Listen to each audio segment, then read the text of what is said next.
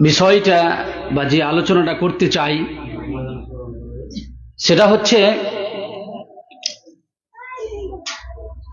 রমজান মাসের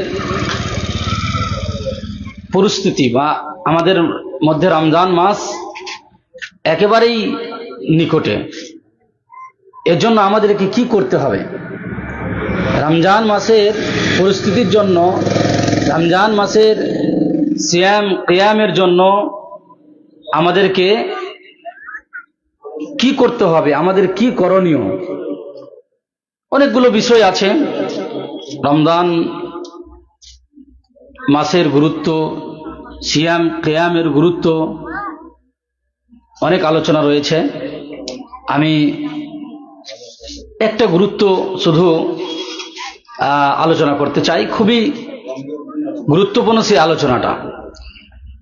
রমজান মাসের গুরুত্বের মধ্যে অনেকগুলো গুরুত্ব রয়েছে। তার মধ্যে একটা গুরুত্ব হচ্ছে এই রমজান মাসকে কোরআনের মাস বলা হয়েছে, রমজান মাসকে তাকওয়ার মাস বলা হয়েছে, রমজান মাসকে মাগফিরাতের মাস বলা হয়েছে, নাজাতের মাস বলা হয়েছে। কেননা এটা অত্যন্ত সুবর্ণ সুযোগ। যারা রমজান মাস পাবে এবং তাতে তারা সঠিকভাবে সিয়াম ও কিয়াম করবে এবং নিজের গুনাহকে মাফ করাতে পারবে, তার জন্য শর্ত হচ্ছে যে তাকওয়া থাকতে হবে। আর এই মাসটা হচ্ছে তাকওয়ার মাস।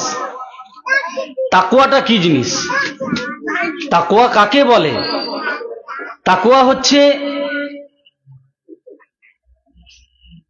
ভয়, আত্মশুদ্ধি, সতর্কতা অবলম্বন করা, আল্লাহ রাব্বুল আলামিনের আযাব, আল্লাহ রাব্বুল আলামিনের শাস্তি অন্তরে ভয় রাখা এবং আশা রাখা আল্লাহ রাব্বুল আলামিনের কাছে যে আমরা যদি আল্লাহর বিধান মানি তাহলে আমাদের জন্য কি রয়েছে?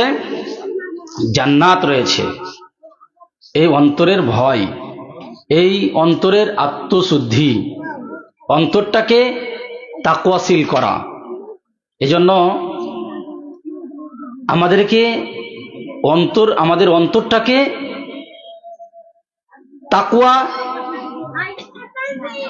তাকওয়াই মানে সুসজ্জিত করতে হবে। আমাদের অন্তরে তাকওয়া নিয়ে আসতে হবে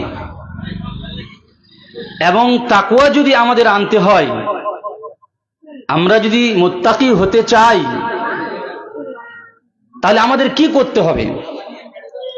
আমাদেরকে কোরআন পড়তে হবে, আমাদেরকে কোরআন বুঝে পড়তে হবে এবং আমাদেরকে কোরআন অন্তরে আমাদেরকে কোরআনের ভালোবাসা দিতে হবে এবং কোরআন হিসেবে আমাদেরকে আমাদের জীবন যাপন করতে হবে। কিন্তু দুঃখের বিষয়, আমরা রমজান মাস আসছে, এ মাসে আমরা কোরআন পড়ি কতজন মানুষ কোরআন পড়ি? কোরআন নিয়ে আমরা কি চিন্তা ভাবনা করি? আমরা কোরআন পড়া তো খুবই কষ্টকর আমাদের জন্য। আমরা কোরআন পড়িও না, আমরা কোরআন নিয়ে চিন্তা ভাবনাও করি না।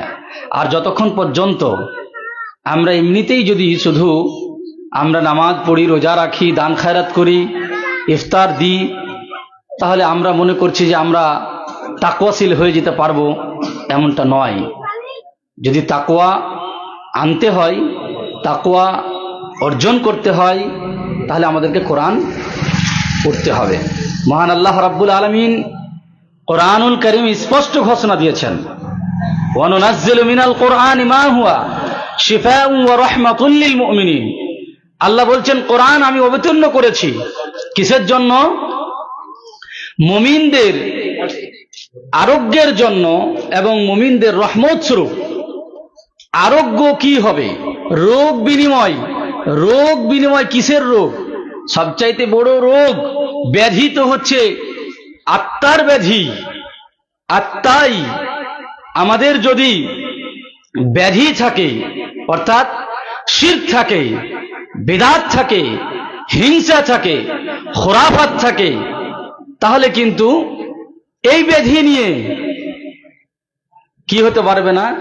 কোরআন ছাড়া এই ব্যাধির চিকিৎসা পৃথিবীতে কিছু নাই। এজন্য যদি আমরা এই রোগ থেকে বাঁচতে চাই, এই ব্যাধি থেকে বাঁচতে চাই, তাহলে আমাদেরকে কোরআন পড়তে হবে, কোরআন আমাদেরকে বুঝতে হবে, এর ব্যাখ্যা বিশ্লেষণ আমাদেরকে জানতে হবে। তাহলেই আমরা যদি ঈমানের অবস্থায় কোরআন পড়ি, বুঝে পড়ি, আমল করি, তাহলে এই কোরআন আমাদের অন্তরের ব্যাধি থেকে নিরাময় করবে এবং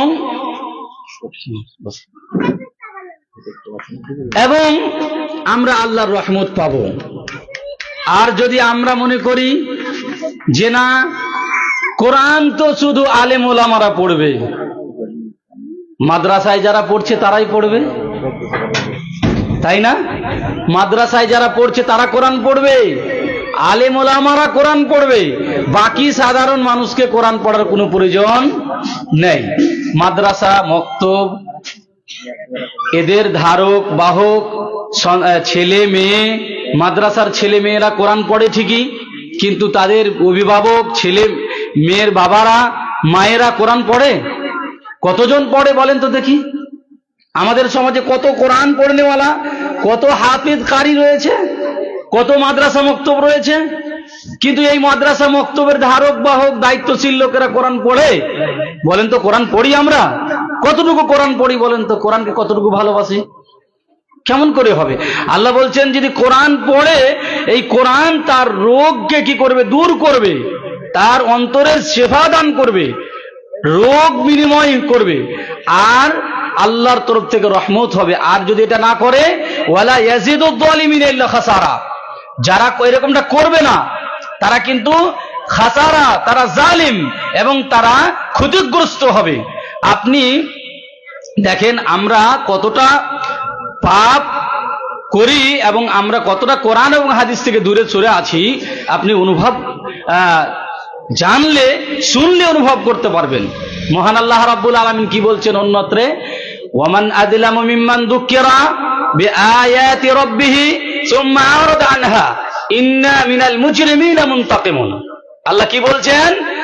যে ওর চাইতে বড় জালেম কি আছে, ওর চাইতে বড় অপরাধী কি আছে, যে কি করবে, যার সামনে কোরআন খুলে খুলে বর্ণনা করা হবে, কোরআনের আয়াত পড়ে পড়ে শোনানো হবে, আল্লাহর কথা তাকে শোনানো হবে, তারপরেও সে এরাজ করবে না। আজকের যুগে কি এই সব কথা, মৌলবীদের কথা, আলেমদের কথা মেনে চলা যাবে গো? কোরআন পড়ে কি আর হয়? আমরা তো কোরআন পড়তে পারবো না। আমরা মনে করছি যে আমাদের সমাজের কিছু তালবে ইলম, কিছু আলেমেরা কোরআন পড়বে, হাদিস মানবে, মক্তবে পড়াবে, তো আমরা তাতেই জান্নাত চলে যাব। হতে পারে কোনোদিন? এটা আপনার ধারণাই মিথ্যা ধারণা, একদম ভুল ধারণা। আপনাকে কোরআন পড়তেই হবে। আল্লাহ রাব্বুল আলামিন এই মাসকে রমজান মাসকে কোরআনের মাস বলা হয়েছে। আল্লাহ বলছেন শাহরু রমাদান আল্লাযী উনজিলা ফীহিল কোরআন হুদাল লিন-নাস ওয়া বায়্যিনাতিন মিনাল হুদা ওয়াল ফুরকান। আল্লাহ কি বলছেন? এই মাস এমন একটা মাস, যেই মাসে আল্লাহ রাব্বুল আলামিন কোরআনকে অবতীর্ণ করেছেন, নাজিল করেছেন। কেন কোরআন? ওই তারাবি খতম করার জন্য শুধু? আপনার ছেলেটাকে হাফেজ করে কেরালা পাঠালেন, মসজিদে পাঠালেন, একদম খতম, তারাবি খতম করতে আমি মানা করছি না, তারাবি পড়াতে মানা করছি না, কিন্তু আপনি নামাজই পড়বেন না, আপনি মসজিদে বসবেন না, আপনার ছেলেটা কোরআন পড়ে আসলো, আপনি একদিনও বসেছেন আপনার ছেলেটাকে নিয়ে? বাবা তুমি কি পড়েছো দেখি, বলো তো দেখি, এই সূরাটার তরজমা আমাকে শোনাও তো দেখি। মা আপনি বলেছেন আপনার মেয়েটাকে যে মা তুমি পড়ো তো কোরআনটা, এর তরজমাটা কি? সূরা ফাতিহাটা আপনি নামাজ পড়ছেন তো কি, এর অনেকটা কি? আপনি সূরা নাস, সূরা ফালাক, এই ছোট ছোট সূরাগুলো, সূরা আম্মা পড়ার সূরাগুলো আপনার মুখস্থ আছে, আপনি কোনোদিন শুনেছেন ব্যাখ্যাগুলো? কি বলতে চাইছে কোরআন আমাদেরকে, কি ভেবেছেন? তাহলে আপনি কি চাইছেন? আমরা কি চাইছি? যে আমরা শুধু নামাজ পড়বো, মাঝে মাঝে পড়বো, মাঝে মাঝে ছাড়বো, আর আমাদের হয়ে যাবে না। কোরআন আপনাকে পড়তেই হবে, কোরআন আপনাকে শিখতেই হবে। কোরআন তো আমার আপনার হেদায়েতের একটা মাধ্যম। আল্লাহ বলছেন যে হুদাল্লিন নাস, মানুষের হেদায়েত, মানুষকে হেদায়েত দিবে কোরআন, মানুষকে বলে দিবে কোনটা ভালো কোনটা মন্দ, কোনটা হালাল কোনটা হারাম, কোনটা বৈধ অবৈধ, কোনটা করবে কোনটা করবে না, কোন পথে চলবে কোন পথে চলবে না, এটা তো কোরআন স্পষ্ট করে দিবে মানুষকে। কিন্তু আমরা কোরআনের ধারে কাছেও যেতে চাই না।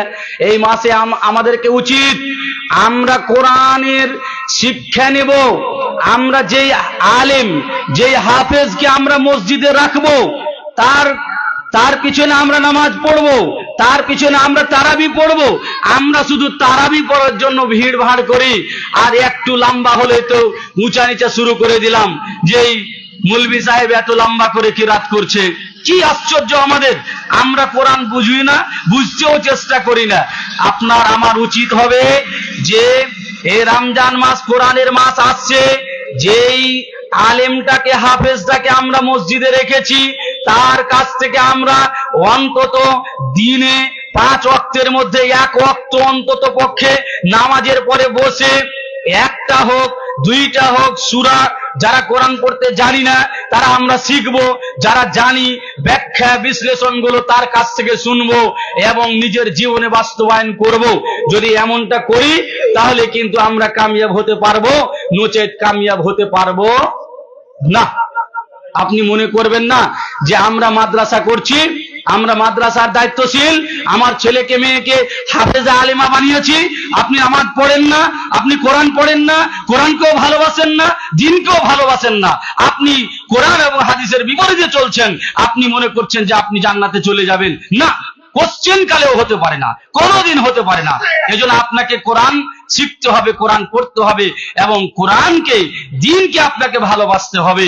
আল্লাহ রাব্বুল আলামিন বললেন যে কোরআন, দেখেন মানুষের কথা, আলেম ওলামাদের কথা, আমাদের কথা, আমরা কোরআনের কথা বলছি, হাদিসের কথা, কিন্তু আমাদের কথা আপনি কতটুকু মনে রাখবেন এবং আপনাকে শুধু পথ দেখিয়ে দেওয়া হবে। আমি একটা উদাহরণ দিই। মনে করেন যে এই রাস্তা দিয়ে একটা লোক যাচ্ছে, আর আপনি দাঁড়িয়ে আছেন রাস্তায়, আপনাকে জিজ্ঞাসা করছে যে আমি রায়গঞ্জ যাব কোন রাস্তা দিয়ে। আপনি তাকে রাস্তাটা দেখিয়ে দিলেন যে এই রাস্তা দিয়ে দমোহনা গিয়ে তখন আবার বাস ধরতে হবে, রায়গঞ্জ যেতে হবে। আপনি চলে গেলেন। আপনি দমোহনা গিয়ে কি করতে পারেন, আপনি উল্টো দিকে কিষানগঞ্জের বাস ধরে আপনি কিষানগঞ্জ যেতে পারেন। ভুল আপনার হতে পারে, কিন্তু এই ব্যক্তির দেখানোটা ভুল নয়। তো মানুষের দেখানোটা এরকম, আপনি দেখে ভুলে গিয়ে আবার অন্যদিকে যেতে পারেন, কিন্তু কোরআন যে হেদায়েত মানুষকে পথ দেখাবে, এটা একেবারেই চূড়ান্ত। কোরআন যদি আপনি পড়েন, কোরআন যদি আপনি নিজের জীবনে বাস্তবায়ন করেন, কোরআন আপনাকে জান্নাত পর্যন্ত পৌঁছে দিবে। একজন ব্যক্তিকে আপনি জিজ্ঞাসা করলেন যে আমি রায়গঞ্জ যাব, সেই ব্যক্তি বলছে ঠিক আছে আমিও যাব, আপনি আমার মোটরসাইকেলে বা 4 চাকায় বসেন, আপনাকে আমি নিয়ে যাচ্ছি। সেই ব্যক্তি আপনাকে নিয়ে গিয়ে রায়গঞ্জে নিয়ে ছেড়ে দিল। বলেন তো দেখি, ওই ব্যক্তি পথ দেখানো আর এই ব্যক্তির পথ দেখানো দুটো কি একই সমান? জান্নাত পর্যন্ত পৌঁছে দেবে, তাকে হেদায়েত দিয়ে, মানুষের হেদায়েত। তাই আমরা আজকে কোরআন থেকে দূরে থাকতে চাই, কোরআন আমরা পড়তে চাই না, কোরআনকে আমরা ভালোবাসতে চাই না। শুনে রাখেন, যতক্ষণ পর্যন্ত একজন মানুষ কোরআনকে সঠিকভাবে না পড়বে, কোরআনের ব্যাখ্যা বিশ্লেষণ সঠিকভাবে অন্তরে তাকে জায়গা না দিবে, ততক্ষণ পর্যন্ত তার অন্তরের ব্যাধি দূর হবে না। আমলের ভিত্তি হচ্ছে তাকওয়া। আর এই মাসকে আল্লাহ রাব্বুল আলামিন তাকওয়ার মাস বলেছেন, যে আমি তোমাদের প্রতি রমজান ফরজ করেছি। ইয়া আইয়ুহাল্লাযীনা আমানু কুতিবা আলাইকুমুস সিয়াম কামা কুতিবা আলাল্লাযীনা মিন ক্বাবলিকুম লাআল্লাকুম তাত্তাকুন, যাতে করে তোমাদের প্রতি সিয়াম ফরজ করেছি, যেমন তোমাদের পূর্বপুরুষদের প্রতি করেছিলাম, যাতে করে লাআল্লাকুম তাত্তাকুন, যাতে তোমরা তাকওয়াশীল হতে পারো, তাকওয়া অবলম্বন করতে পারো। অন্তরে যদি তাকওয়া থাকে, আর তাকওয়া হবে অন্তরে। আর তাকওয়া হাহুনা, আর তাকওয়া হাহুনা, আল্লাহ রাসূল সাল্লাল্লাহু আলাইহি ওয়াসাল্লাম 3 বার বলেছেন তাকওয়া হচ্ছে এই অন্তরে। তাকওয়া কোথায়? অন্তরে। এই জন্য আল্লাহ রাব্বুল আলামিন এই মাসে এই যে মাস আসছে, এই মাসের জন্য আমাদেরকে সতর্কবাণী করেছেন। আল্লাহ রাব্বুল বলছেন, ওয়াসারিউ ইলা মাগফিরাতিম মির রাব্বিকুম ওয়া জান্নাতিন আরদুহাস সামাওয়াতু ওয়াল আরদ উইদ্দাত লিল মুত্তাকিন। হে মানুষ সকল, তোমরা দ্রুত গতিতে ছুটে এসো, তোমরা দৌড়ে এসো। কোথায়? ক্ষমার জন্য। আল্লাহর কাছে ক্ষমা চাও এবং জান্নাতের দিকে। জান্নাতের যেই জান্নাত এই আসমান এবং জমিনকে পরিবেষ্টন করে আছে, ঘিরে আছে, এত বড় জান্নাতের দিকে তোমরা দ্রুত গতিতে ছুটে এসো। আমরা আসি বলেন তো, আমরা দুনিয়া, টাকা পয়সা, বাড়ি গাড়ি এর জন্য একেবারে কম্পিটিশন করছি, ছুটাছুটি করছি, অক্লান্ত মেহনত, সকাল থেকে সন্ধ্যা পর্যন্ত মেহনত করেই যাচ্ছি। কিসের জন্য? টাকার জন্য, পয়সার জন্য, বাড়ি গাড়ির জন্য। আচ্ছা বলেন তো, আপনার হৃদয়ে তাকওয়া আছে না নেই? আপনি আল্লাহকে ভয় করছেন কি করেন না? আপনার যদি এক্ষুনি মৃত্যু হয়ে যায়, এই চলতে চলতেই উঠতে বসতেই যদি মৃত্যু চলে আসে, আপনি বলেন তো মরার পরে কবরের শাস্তি থেকে বাঁচতে পারবেন? আপনি কি জাহান্নাম থেকে বাঁচতে পারবেন? এর জন্য কি আপনি প্রস্তুতি নিয়েছেন? আল্লাহ রাব্বুল আলামিন উন্নতরে বলেছেন, ইয়া আইয়ুহাল্লাযীনা আমানুত্তাকুল্লাহা ওয়াল তানজুর নাফসুম মা কদ্দামাত লিগাদ ওয়াত্তাকুল্লাহ ইন্নাল্লাহা খাবীরুম বিমা তা'মালুন। হে ঈমানদার ব্যক্তিগণ, তোমরা আল্লাহকে ভয় করো, তোমরা তাকিয়ে দেখো। ইয়া আইয়ুহাল্লাযীনা আমানুত্তাকুল্লাহ, আল্লাহকে ভয় করো। আল্লাহ বলেন ভয় করো কিসে? এবং তাকিয়ে দেখো, তুমি যে মৃত্যুবরণ করবে, মরে যাবে, মরে যাওয়ার পরে তোমার যে টাকা পয়সা বাড়ি গাড়ি সব পড়ে থাকবে, তোমাকে একাই চলে যেতে হবে বাড়ি গাড়ি ছেড়ে। তখন কবরে তোমাকে যে থাকতে হবে, ওই কবরে তুমি কি করেছো? আজ আমরা বাড়িকে টাইলস দিয়ে আর কত সুন্দর করে ঝাঁকঝিক করে আমরা সুন্দর করে সাজিয়ে দিয়েছি। আপনি সাজান, সমস্যা নেই, কিন্তু আপনি যে কবরে থাকবেন এর জন্য কি করেছেন? কবরের বাড়িটাকে, আসল বাড়িটাকে সাজিয়েছেন। আপনি কি সেখানে যাওয়ার জন্য কি প্রস্তুতি নিয়েছেন? দেখেছেন ভেবে কি করেছেন? এই জন্য আমাদেরকে দেখুন, আমাদেরকে আল্লাহ বলছেন যে তোমরা তাকিয়ে দেখো তোমার আসল জায়গা, আসল ঠিকানা চির জীবনের জন্য, যেখানে আমাদেরকে অমর মৃত্যু হবে না, চিরজীবন যেখানে আমাদেরকে থাকতে হবে। আমরা কিসের চিন্তায়, কিসের চেতনায়, কোন চিন্তা ভাবনায় আমরা এই ক্ষণস্থায়ী কয়েকদিন দুনিয়ার জন্য দুনিয়াতে আছে, এই কয়েকদিন দুনিয়ার জন্য আমরা এত বেশি অক্লান্ত মেহনত পরিশ্রম, এত ছুটাছুটি, এত ব্যাকুল, এত চিন্তা চেতনা, কিন্তু মরার পরে যে আমাদেরকে কবরে যেতে হবে তার জন্য আমাদের একটুকু ভাবনা নেই, অন্তরে ভয় নেই। আল্লাহকে ভয় আমরা করি না। আল্লাহ বলছেন তুমি ভয় করো। আবার বলছেন ওয়াত্তাকুল্লাহ, আল্লাহকে ভয় করো তোমরা। এবং তোমরা যা করছো এমনটা নয় যে আল্লাহ এগুলো জানেন, আল্লাহ সব খবর রাখেন। কিন্তু আল্লাহ বলছেন কুলু ওয়া তামাত্তাউ কলিলান ইন্নাকুম মুজরিমুন, তুমি খাও, পান করো, মাস্তি করো, কিন্তু তুমি জেনে রাখো তুমি তো অপরাধী। তুমি আল্লাহর বিধান মানছো না, আল্লাহর কথা মানছো না, তোমাকে আল্লাহ রাব্বুল আলামিন পাকড়াও করবেন। শাস্তি যেদিন চলে আসবে, আযাব যেদিন চলে আসবে, সেই দিন পৃথিবীর শক্তি পাওয়ার কেউ থাকবে না, আপনাকে বাঁচাবার কেউ বাঁচাতে পারবে না। এই জন্য আমাদেরকে দ্রুত গতিতে ছুটে যেতে হবে আল্লাহর ইবাদত করতে। কোরআন তেলাওয়াত করুন, আপনি সিয়াম করুন, কিয়াম করুন, জিকির আজকার করুন, আপনি বেশি বেশি করে আল্লাহর রাস্তায় খরচ করুন। আমরা খাওয়া পিনার এবং আমরা এদিকে ওদিকে অপচয় অনেক টাকা খরচ করতে পারি।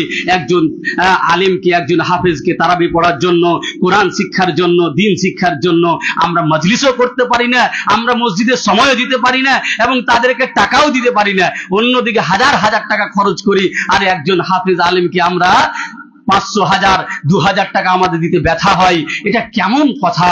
আল্লাহ বললেন যে তোমরা জান্নাতের দিকে, আল্লাহর কাছে ক্ষমার দিকে এবং জান্নাতের দিকে তোমরা দ্রুত গতিতে ছুটে এসো। কেননা আল্লাহ বলছেন উইদ্দাত লিল মুত্তাকিন, এই জান্নাতটা নির্মাণ করা আছে, প্রস্তুত করা আছে কার জন্য? মুত্তাকিদের জন্য। এই জন্য শুনে রাখেন, আমাদেরকে তাকওয়া অর্জন করতে হবে। আর এই মাস আছে তাকওয়ার মাস, এই মাস হচ্ছে কোরআনের মাস। এই মাসে আপনি বেশি করে কোরআন পড়ুন, তাহলে আপনার তাকওয়া হবে। আর তাকওয়া যদি অর্জন করতে পারি আমরা, তাহলে কিন্তু আমরা জান্নাত যেতে পারবো। নচেত তাকওয়া ছাড়া জান্নাত আমাদের সম্ভব নয়। এই মর্মে একটি হাদিস রয়েছে, মুত্তাফিক আলাইহি হাদিসে, মুত্তাফিক আলাইহি বুখারী মুসলিমের হাদিস। আল্লাহ রাসূল সাল্লাল্লাহু আলাইহি ওয়াসাল্লাম বলছেন যে আলা ইন্না ফিল জাসাদি মুদগাতান, আল্লাহ রাসূল সাল্লাল্লাহু আলাইহি ওয়াসাল্লাম বলছেন যে ইদা সালাহাল জাসাদ কুল্লু ওয়া ইদা ফাসাদাল জাসাদু কুল্লু আলা ওয়াহিয়াল কলব। আল্লাহ রাসূল সাল্লাল্লাহু আলাইহি ওয়াসাল্লাম বলছেন যে সাবধান, তোমরা সাবধান হও, তোমাদের মানুষের শরীরে যে একটা গোস্তের টুকরা রয়েছে, এই টুকরাটা যদি কি থাকে, ঠিক থাকে, তাহলে সমস্ত আমল, সমস্ত কাজ ঠিক হবে। আর ওয়াইদা ফাসাদাত জাসাদু কুল্লু, আর যদি সেই গোস্তের টুকরাটা খারাপ হয়ে যায় তাহলে সব খারাপ হয়ে যাবে। আর আল্লাহ সুবহানাহু বলছেন আলা ওয়াহিয়াল কলব, আর সেটা হচ্ছে কলব, সেটা হচ্ছে আত্মা। দেখুন তো আপনার আত্মাটা, আপনার হৃদয়টা ঠিক আছে কিনা। আপনার আত্মা, আমার আত্মা, হৃদয় যদি ঠিক হয় তাহলে আমার কাজ, আমার কথাবার্তা, আমার উঠা বসা, আমার লেনদেন সব ঠিক হয়ে যাবে। আর আমার আপনার যদি আত্মা ঠিক না হয়, আত্মা যদি আমার কি হয়, বিগড়ে যায়, অন্তর যদি বিগড়ে যায়, তাহলে তাকওয়া তো হবে না। আমার ভালো কাজ করা আমার জন্য কঠিন হয়ে যাবে, কষ্ট হয়ে যাবে। কথা বলতে গেলেও আমার ভালো হয়ে কথা বের হবে না, আমার কাজও ভালো করতে পারবো না। আমরা দুনিয়ার সব কিছু করতে পারি, কিন্তু যখন আমাকে বলা হয় যে আপনি কোরআন শিখুন, আপনি মসজিদে আসুন, আপনি ওয়াজ মাহফিলে আসুন, কিছু কোরআনের হাদিসের কথা শুনুন, তখন আর আমাদের মনে আর জায়গা থাকে না, ভালো লাগে না, ভালোবাসতে পারি না। তার কারণ হচ্ছে তাকওয়ার বহিঃপ্রকাশ, আমাদের অন্তরে তাকওয়ার অভাব রয়েছে। আমি আর আলোচনা বাড়াচ্ছি না, আমার সময় শেষ। অনেকগুলো আরো আলোচনা ছিল এই মর্মে। আল্লাহ রাব্বুল আলামিনের কাছে দোয়া করব যে আল্লাহ রাব্বুল আলামিন যেন দেখেন এই মাস আসছে তাকওয়ার মাস, এই মাস হচ্ছে কোরআনের মাস। এই মাসে যেন আমরা বেশি করে কোরআন পড়তে পারি, আমরা সিস্টেম তৈরি করতে পারি যে মসজিদে আমরা ইমাম সাহেব, হাফেজ আলেমদের কাছ থেকে, আমরা কারীদের কাছ থেকে আমরা অন্ততপক্ষে একদিন 2 দিন বসে আমরা কোরআন শিখবো, তরজমা তাফসির শিখবো, এবং এরকম মাহফিলগুলো আসর থেকে নিয়ে মাগরিব পর্যন্ত আমরা যেন সপ্তাহে 2 দিন 3 দিন আমরা করতে পারি। এবং যে সমস্ত এলাকাতে আমরা এই ইফতারিগুলো করি, ইফতারিগুলোতে হাজার হাজার লাখ লাখ টাকা খরচ করি, আমরা এসবটা না করে, এটা আমাদের অত উপকারে হবে না যদি আমাদের মসজিদে আমরা এই সভাগুলো করি আসর থেকে মাগরিব পর্যন্ত, এবং ওই মাগরিবে যদি আমরা সুন্দর করে একটা ইফতারের ব্যবস্থা করে দিই, ওখানে আমরা যদি বেশি টাকা খরচ করি, দেখবেন এটা আমাদের সোনায় সোহাগা হয়ে যাবে। ইফতারের নেকি তো পাবোই পাবো, আমরা কোরআন শিক্ষা, দিন শিক্ষার নেকিটা আমরা এক্সট্রা ভাবে পেয়ে যাব, এবং আমাদের সমাজে দিন, ইসলামের, কোরআনের একটা সমাজ আমরা গড়ে তুলতে পারবো। এটাই আমাদের আশা আকাঙ্ক্ষা। আমরা যদি সকলে এভাবে একত্রিত হয়ে, আমরা যুবকরা এবং দায়িত্বশীল লোকেরা মিলে যেন এরকম আমরা একটা সিস্টেম তৈরি করতে পারি, আল্লাহ যেন আমাদেরকে তৌফিক দান করে, বলেন আমিন। এবং আমাদের রমজানের মাধ্যমে আল্লাহ আমাদের তাকওয়া অবলম্বন করার তৌফিক দান করে, এবং আল্লাহ রাব্বুল আলামিন তাকওয়া নিয়ে বেঁচে থাকার